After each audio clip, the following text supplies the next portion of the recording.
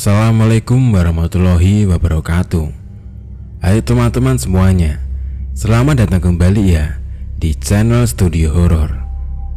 Studio Horor kali ini akan menceritakan tentang sebuah kisah cerita seram kurir pengantar makanan. Cerita misteri kali ini bersumber dari @leli_rosida. Lalu bagaimana kengerian dari kisah kali ini? Mari kita simak kisah ini bersama-sama. Maps pengecoh. Cerita kurir pengantar makanan yang tersesat sebab arahan penunjuk jalan pada ponsel. Belok kiri. Suara penunjuk arah pada ponsel yang sedang kugenggam menuntunku untuk mengikuti perintahnya. Namun, semakin kuikuti arahan dari aplikasi ini, jalan yang kulalui kian terasa menyesatkan. Aku pun mendengus lesu, pasrah, terdiam di atas motor dan menghentikan lajunya. Ketika petunjuk jalan pada ponsel mengarahkan pada sebuah jalan panjang dan sepi tanpa adanya penerangan apapun. Hanya lampu motor milikku yang menjadi satu-satunya cahaya penerangan di antara hamparan sawah itu yang luas di kiri dan kanan jalan. Sementara jalannya berupa tanah yang tidak beraspal. Mungkin hanya cukup untuk dilalui mobil kecil atau kendaraan seperti motor dan becak saja. Kulihat waktu untuk memastikan ini belum terlalu gelap jika memang harus melalui jalan itu. Pukul 9 malam lebih 15 menit. Pantas saja mata ini sudah terasa berat dan penat, sebab aku sudah berangkat sejak pukul 9 pagi ini. Apalagi pekerjaan yang harus kulalui dengan menerpa angin di jalan kadang membuat mataku lelah dan memerah. Kutelusuri pandangan ke seluruh tempat. Sejauh mata memandang, tidak kulihat pergerakan satupun dari manusia di sini. Senyap, seperti berada di tanah entah berantah. Aku mulai bimbang. Haruskah ku teruskan pengantaran paket ini atau mengcancel orderan dan berbalik kembali ke jalan raya? Ku sentuh kantong kresek putih yang tersampir pada gantungan barang pada motor di antara sela pahaku. Sudah hampir dingin. Kalau saja makanan belum terlanjur ku pick up, mungkin aku masih bisa meminta customer untuk mencari driver lainnya. Namun kini sudah terlambat. Barang sudah ada di tanganku, dan mau tidak mau aku harus menyelesaikan jika ingin mendapat imbalan. Kurang lebih 1 jam yang lalu aku mengantri di sebuah depot makanan, dan sekarang harus melalui jalan yang tidak pernah kulalui sebelumnya. Sungguh terasa merepotkan pikirku. Jika saja bukan karena komisi yang cukup menggiurkan, tidak mungkin aku rela berjam-jam menghabiskan waktu. Kulihat lagi layar ponselku dan membuka aplikasi kurir pada layar ponsel. Sebuah angka tertera lagi-lagi menjadi semangat untukku. Rp35.000 saat itu. Jarang sekali aku mendapat komisi sebesar ini untuk sekali pengantaran sebelumnya. Dari pagi sampai petang begini, aku baru mengumpulkan Rp42.000 saja. Itu pun untuk 3 kali orderan. Pikirku, jika mengambil paket ini, aku akan segera pulang dan bisa memberikannya pada istri untuk membeli beras. Aku ingat ketika akan berangkat pagi tadi, dia bilang beras hanya cukup untuk dimakan hari ini saja. Sedangkan esok tidak ada persediaan apapun untuk mengganjal perut kami. Ku tekan nomor pesanan untuk menelpon. Aku berharap mungkin dia bisa memberi alternatif jalan lain yang sekiranya tidak terlalu ekstrim seperti ini yang aku lihat di depan mataku sekarang. Meski aku harus memutar sedikit lebih jauh, tidak apa bagiku, asal tidak melalui jalan gelap di depan ini dan aku bisa secepatnya menyelesaikan orderan agar nantinya sampai ke tempat tujuan. Namun hanya ada suara dengungan beberapa kali yang kudengar tanpa adanya jawaban. Sekali, dua kali, aku pun mencoba terus kembali, tetapi tidak ada hasilnya. Kalau sudah pesan, harusnya pantengin HP-nya dong bu, biar kita nggak kelimpungan cari alamat. Menyusahkan saja. Gerutuku sendiri kesal menatap kontak chat pemesanan. Ku hembuskan nafas sebal, tidak tahu lagi harus bagaimana saat itu. Tanpa terasa, 15 menit ku lalui hanya dengan diam di atas jok motor, menyoroti jalan yang sepi yang kian terasa mencekam. Ku masukkan ponsel pada saku jaket, lalu menempelkan salah satu kabel earphone pada telinga sebelah kanan. Sedangkan kabel sebelah kiri ku biarkan menjuntai. Tiba-tiba saat itu, semilir angin melintas sedikit kencang. Dingin rasanya malam itu.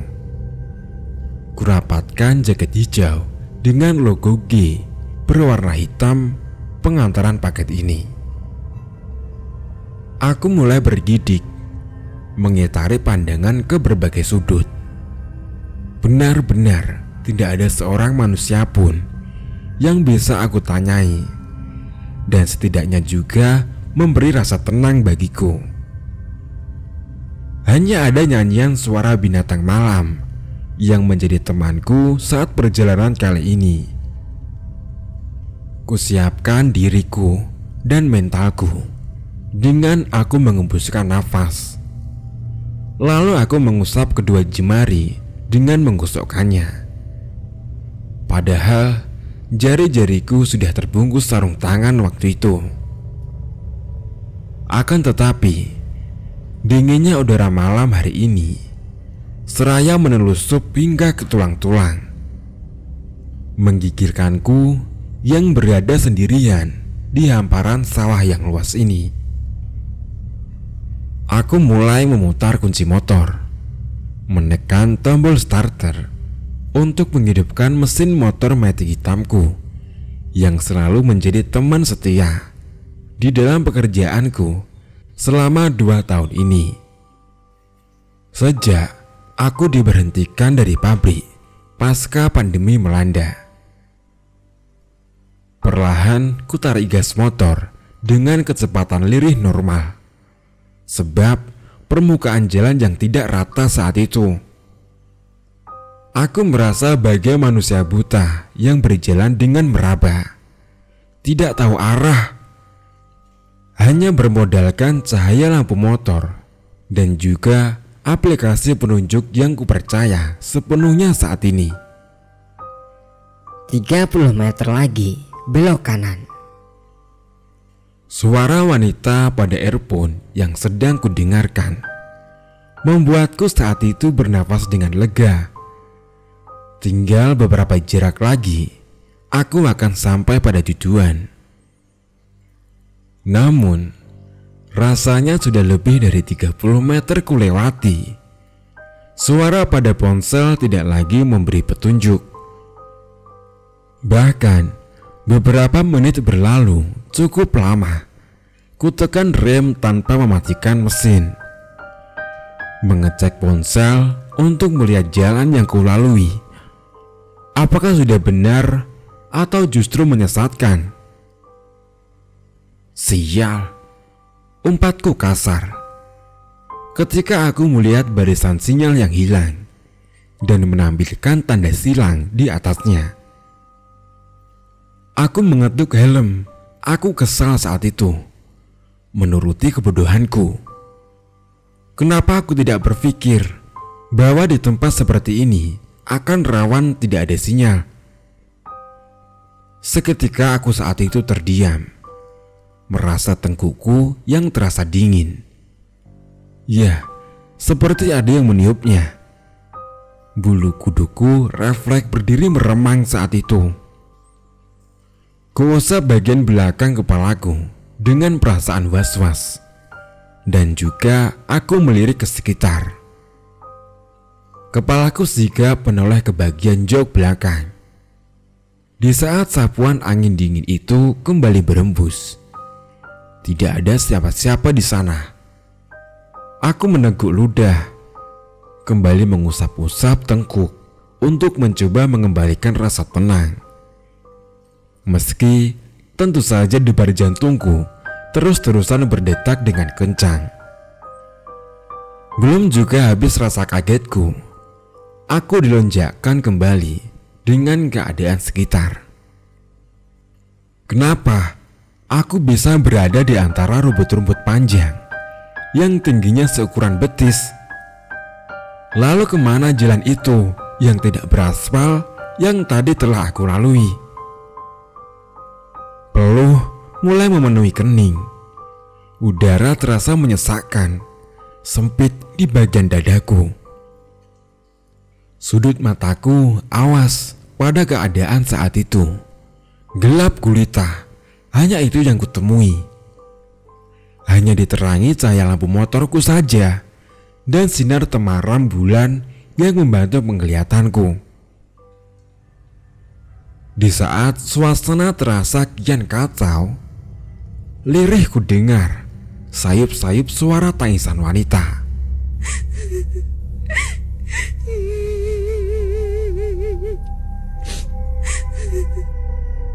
Dadaku saat itu berdebar tidak karuan.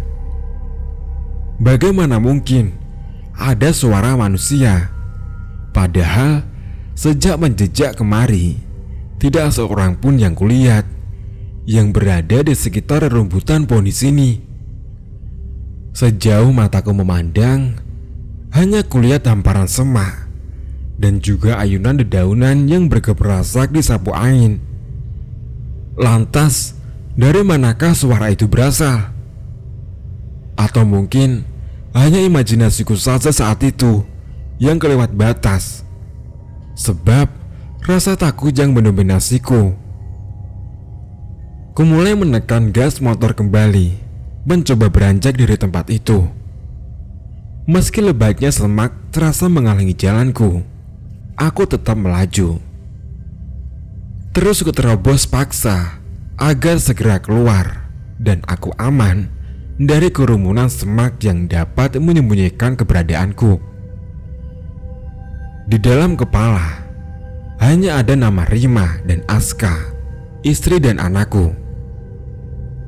Aku tidak bisa membayangkan ekspresi mereka jika tahu aku tidak bisa kembali pulang.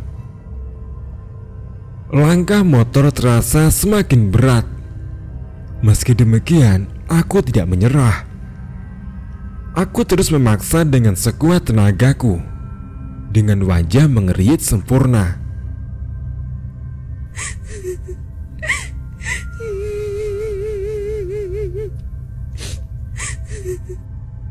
Suara tangisan lagi-lagi terdengar kembali.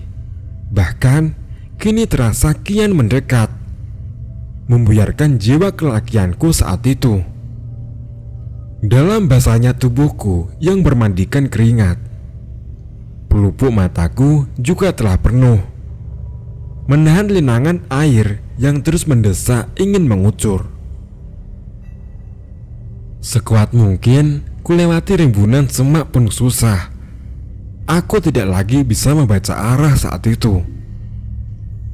Aku hanya berjalan lurus, menerobos rerumputan panjang yang melambatkan laju motorku. Nyaliku kian menciut saat ada suara tangisan, kini diiringi tawa bayi. Tuhan, apalagi ini? Tubuhku saat itu gemetar bukan main. Belum lagi semak-semak yang terasa tajam menusuk kulitku. Meski celana yang kukenakan sudah panjang semata kaki, tajamnya kayu semak terasa menusuk hingga ke dalam. Aku tidak peduli. Aku terus saja melaju tanpa arah menembus kegelapan. Pipiku mulai basah sebab rasa takut yang teramat sangat menahan kengerian. Nafas kembang kempis dengan dada yang terus berdegup kencang.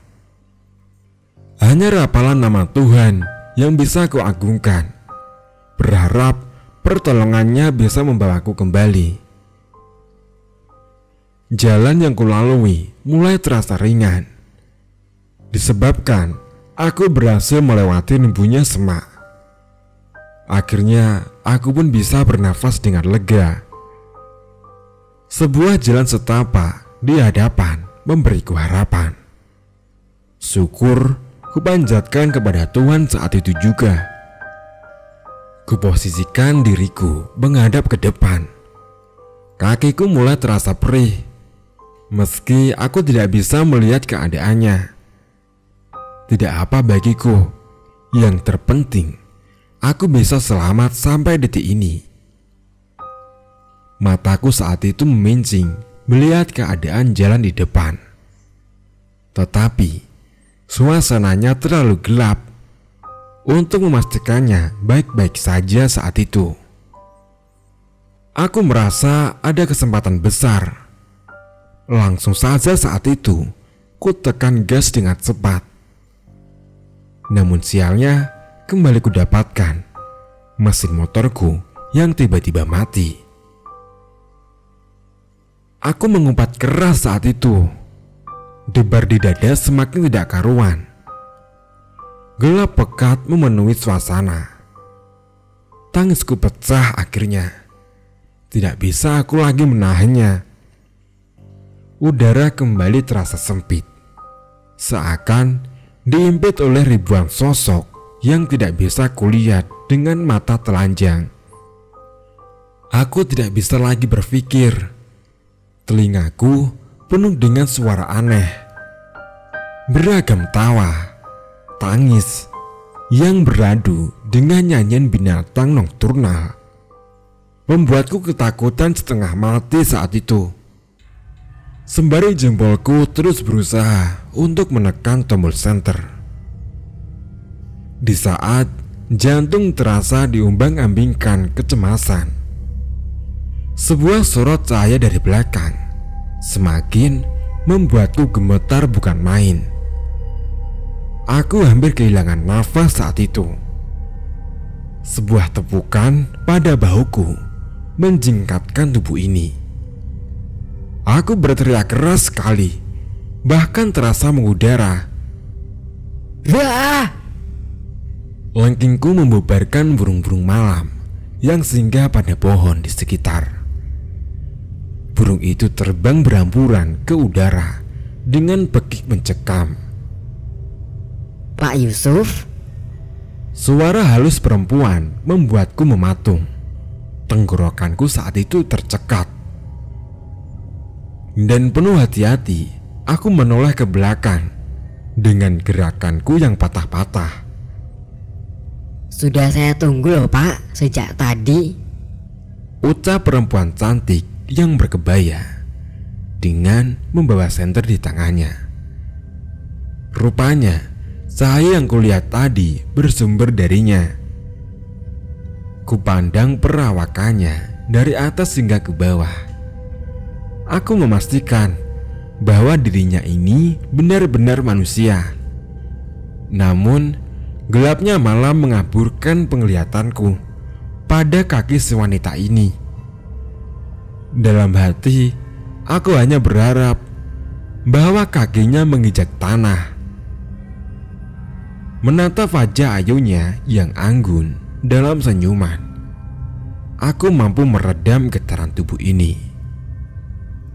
Sebenarnya saat itu aku merasa ada yang aneh dengannya. Di zaman modern seperti ini, kenapa masih ada wanita dengan balutan busana seperti orang tempo dulu? Akan tetapi, aku terus meyakinkan diriku ini untuk berpikir logis. Dan setidaknya aku tidak lagi sendirian saat itu. Mari, ucapnya sambil mengangguk sekali. Segera kuusap kasar pipi yang sedari tadi basah.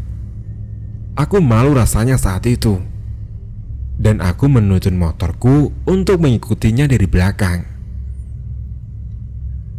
Sampai pada sebuah rumah, badanku mulai tenang saat itu. Segala syukur aku panjatkan dalam hati. duduk dulu ya Pak, saya ambilkan minuman.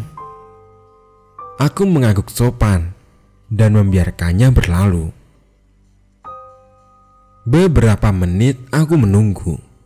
Ia pun kembali dengan segelas teh hangat. Tanpa perlu permisi, segera ku teguk isinya hingga tandas. Tenggorokanku yang sedari tadi kering, kini basah sudah. "Mbak, saya numpang istirahat sebentar ya."